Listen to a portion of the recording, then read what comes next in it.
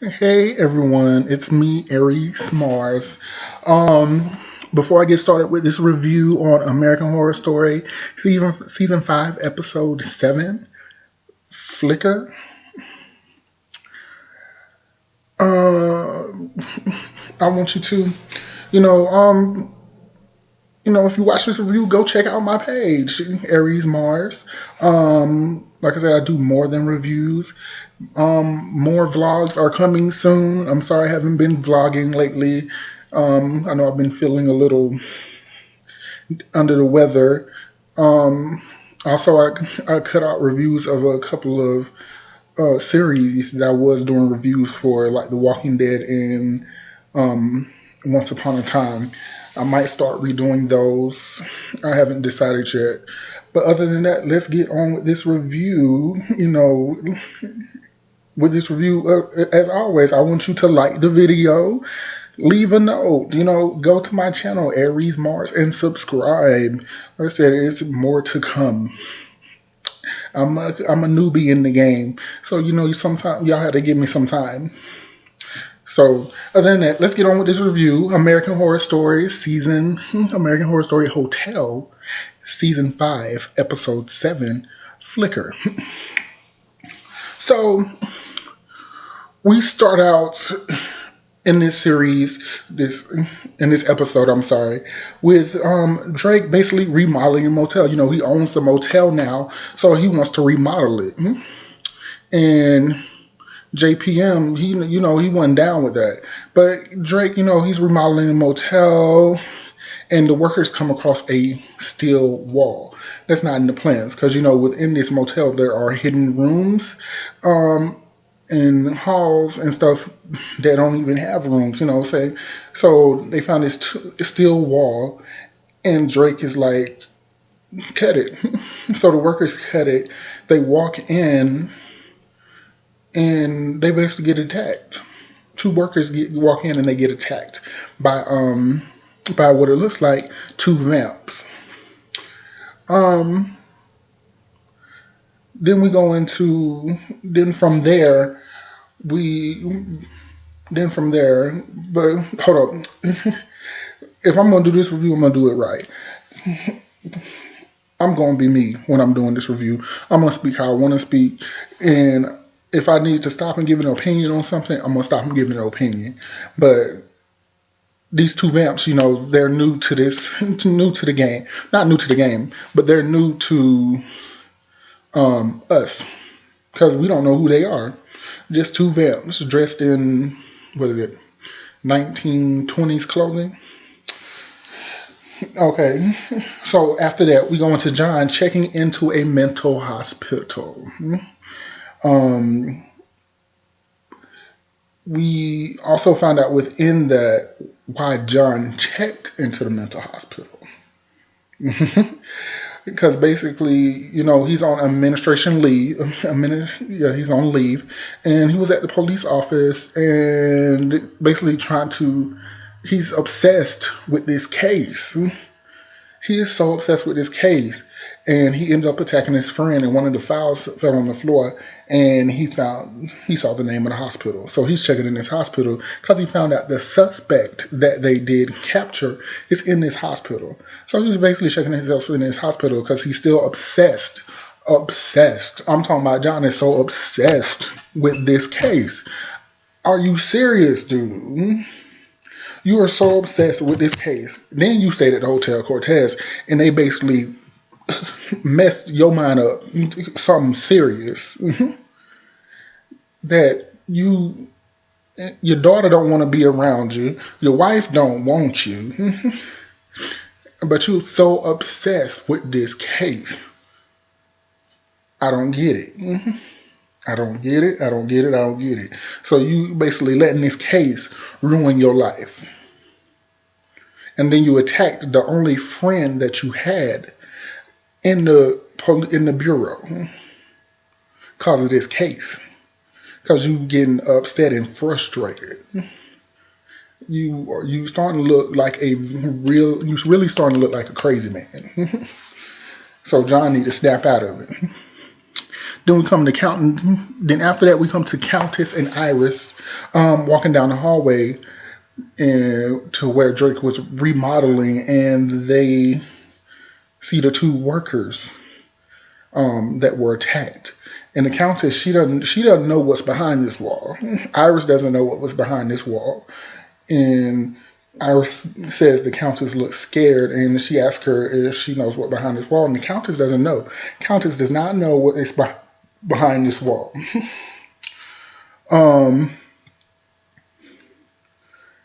Then we go into the Countess actually we go into the Countess before she became the Countess. Basically, Hollywood 1925. We go to a flashback of Hollywood 1925. Countess, she's an extra in the movie. She's she's admiring the actor, the main actor. His name is Valentino, who is supposed to be married. She's admiring him. And she's not a vamp yet. She hasn't changed that. She's not a vamp yet. She hears that he's supposed to be divorcing his wife. Valentino sees her, sends her a note to come over for dinner. She comes over for dinner, honey. They have a nice conversation, basically admiring each other back and forth across the table. And then they go into a seductive dance. As they're seductive dancing, the Miss Countess turns around, sees his wife on the stairwell, and she is like, really? Like, what's she doing here? Oh my gosh. And basically they tell her the divorce is basically an act. It's for Hollywood, basically. You know, some actors and actresses and some actors and actresses and some, what can I call it? People in the music business sometimes do things for attention or do things for Hollywood. You know what I'm saying? They make up these stories to make you think something is really happening when it really didn't happen. But y'all gonna fall into it because you're such a fan. You're such an admirer. So you fall into the story. And sometimes these stories are not true.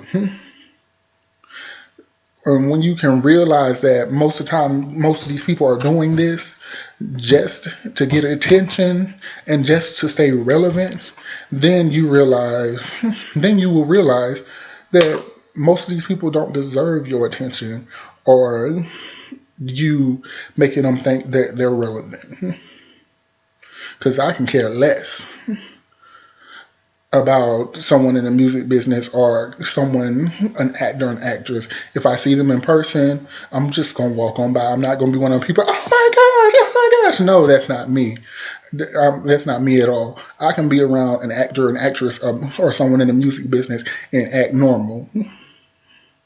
I can walk by them like they don't mean nothing. I'm not hating. That's what I don't do.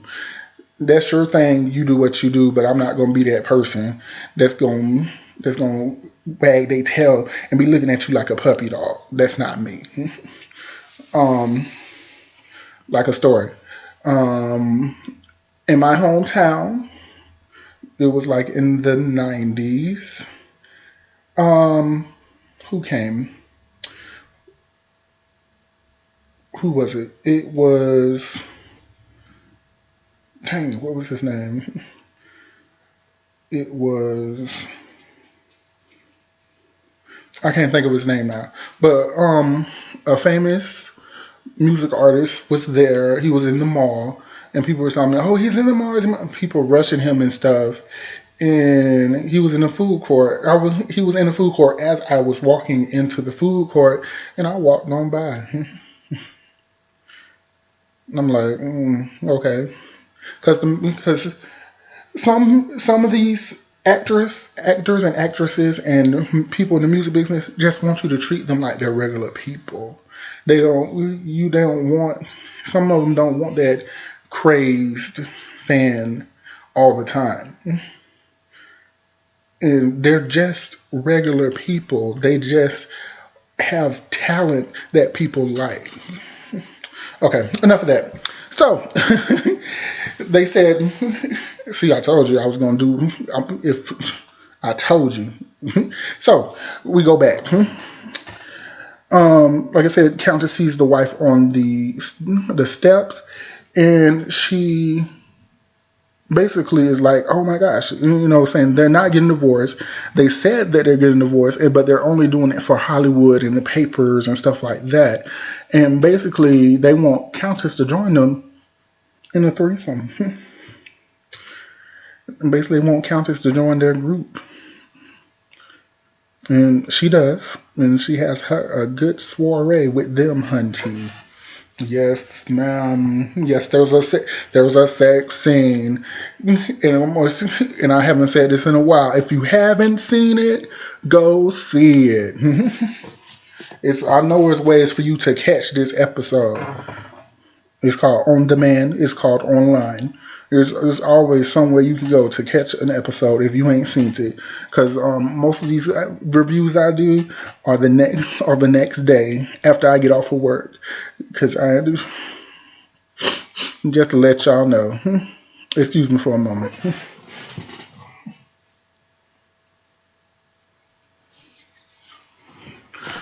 Sorry about that. I'm back. So then we go into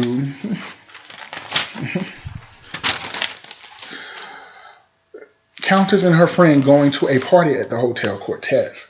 This is when Countess first meets JPM. And she also finds out at this party that her lover, Valentino, died. And she's so heartbroken that she goes to commit suicide by jumping out the window. But JPM grabs her, stops her from committing suicide, and basically tells her that he's never going to let her go. Then we come up to people visiting Valentino's grave, and it's a story in a magazine about a woman in black who comes to visit his grave and leaves a single rose. So as the people are sitting there, they see the woman in black and they decide to leave. But we find out it's the Countess. So she goes to the grave, leaves her rose. Valentino's wife is there, and then basically the Countess finds out that Valentino is not dead. And she's upset about it. She thought he was dead. She loves them and wants to be with them and stuff like that, so on and so forth. And basically they heard about her getting married. She ended up getting married to JPM, and found out what he does, and basically was admiring what he did and wanted to join him and stuff like that. Then Valentino tells him his story about how he was going cross country on a train, kept seeing this man, basically the way this man looked at him and stuff like that, and he comes to find out that this man is a film director, and he went off somewhere, found the people with the rare blood virus, and ended up being turned. And then he ended up turning Valentino. And Valentino ended up turning his wife, who ended up turning the Countess. So we found out who the Countess's maker is. It was Valentino and his wife. Then we found out, in some way we found out who was behind that wall. There's still a wall too. I'm not going to get into it right now. It's coming up later. Hold on. You got to wait for that. Pause on that. We come back to John at the hospital. We found out why. We know why John is in this hospital, and the suspect that's on this case that he's so obsessed with is in this hospital. So John finds out where they are, and because he's acting like he's mentally not there. So he finds out where the person is. He sees that it's only one guard, because the guard's flirting with the nurse, And later on, he comes back, ambushes the guard, knocks the guard out, get the keys, goes into a restricted room, goes to the room to where the suspect is, and finds out it's a child. We also come to find out that child is one of the Countess's children, and she was a suspect in all the murders. She was there for every murder. She even helped in one of the murders, but she said she was at every murder.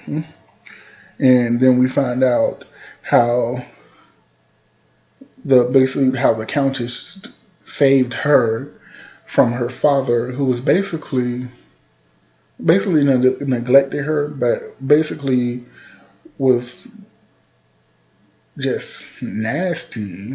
Because how you gonna tell your daughter when she grows up that she's gonna be his little lady? What you trying to say? Are you trying to say is when your daughter grows up, you basically gonna insert yourself into her, and you gonna who really? I felt so sorry for this child, but the Countess ended up saving her.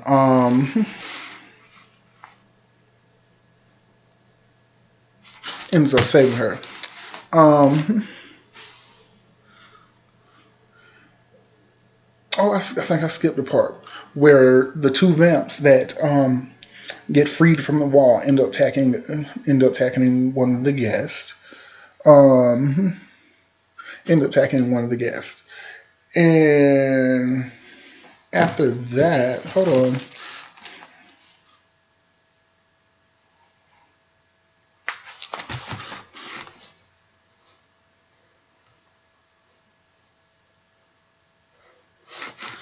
Ends up attacking a guest at the motel.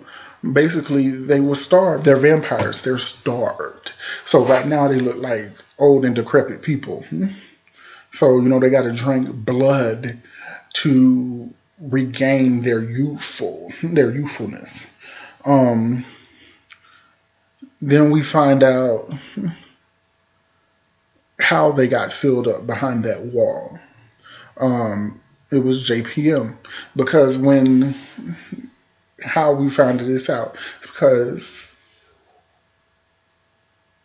we knew something was going to happen, because when the Countess went to go visit the grave, basically JPM was there. He heard basically everything, and how they want her to come with them on a train.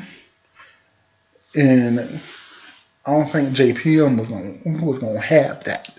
So we come to JPM and basically the Countess having dinner. Having dinner. It's basically their arrangement once a month. The Countess tells JPM about how she's going to marry Will Drake, and how he basically was like, how she didn't love him. She tells him how she really didn't love him, and then he goes into a story about how he wanted her to love him, and basically goes into a story about what he did to Valentino and his wife. And he said he did it all for her, and she's looking surprised, like, oh my gosh, no. Then we come into Valentino and his wife walking out the motel, looking young and rejuvenated. Walked by Aries. Iris don't know who the heck they is, because she ain't seen them. She don't know what's going on, but they walk out like it wasn't nothing. Then we come to John and Ren, that's the little girl's name, escaping from the hospital. Because Ren told him previously, if you get me out here, I can take you to where he is. Now, we already know who this is. But other than that, back on subject, they escape the hospital. She basically tells them they have to go back to the Hotel Cortez. And she asks him, if you had to, are you going to kill him? He's like, John's like, yes. Ren's like, I like you. And she ends up running in traffic and getting hit by a semi. And that was the end of this episode. So, once again, we learn a lot in this episode about the Countess. We learn a lot in this episode about things. And we are in for the Countess to, I mean, for Ren to be a suspect at every murder. The murder has to be, and I believe could be, JPM, even though he is a ghost. So,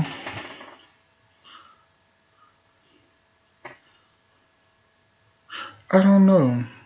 Or could it be one of the other children? But she did say it was her father. But she said her father is dead. Child, I don't know. I don't know who this murderer could be, who the Ten Commandment murderer could be, but I know we're going to find out. Like I said, I like this episode. I'm a fan of American Horror Story.